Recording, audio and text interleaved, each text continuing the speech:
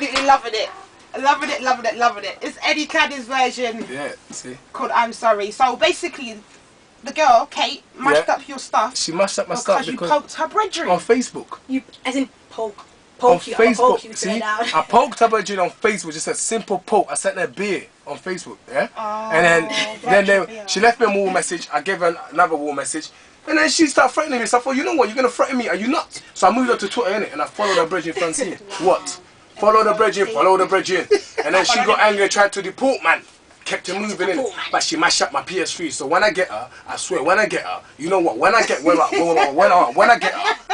when I get her, it's gonna be messy. You understand? Messy. That's all I'm saying. That's what I'm saying. And I'm not sorry. I'm not sorry. Yeah, not sorry, innit? Eddie, what has been the highlight of your career so far for you?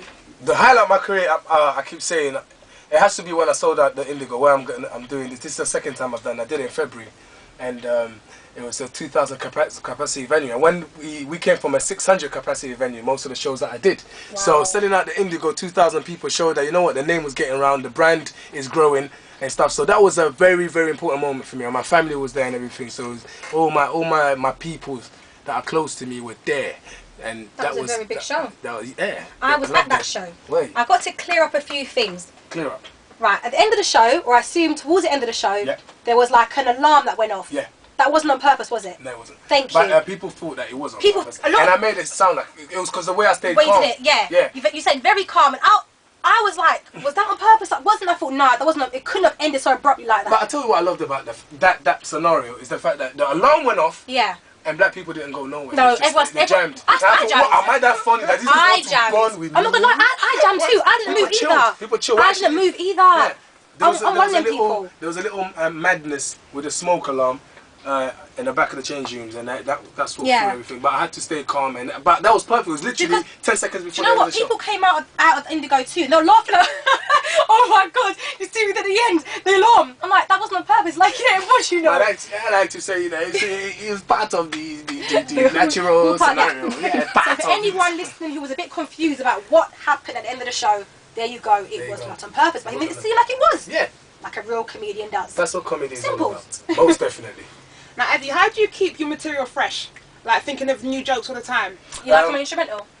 Yeah, this is nice. I feel like spitting over it. Dance into my instrumental. I feel like giving it 5 bars, no long thing. Snickers, Bounty, everything. Right, so how do I keep my material fresh? Well, when I first started doing comedy, I was one of those naive comedians, as you say. I just love performing. So I'll come on stage and just chat.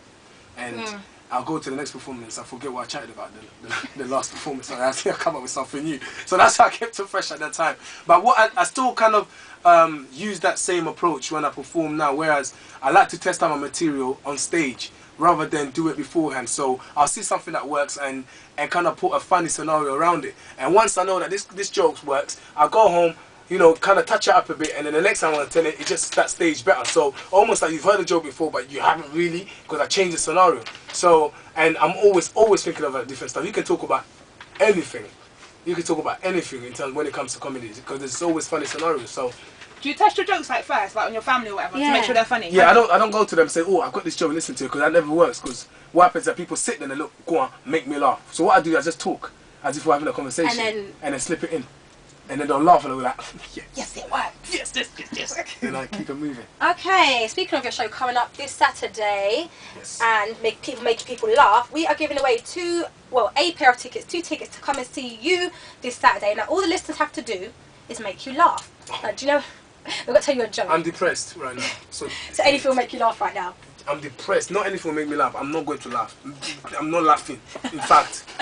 Well, at least got to make us laugh. Now, we had a few jokes. I can't remember.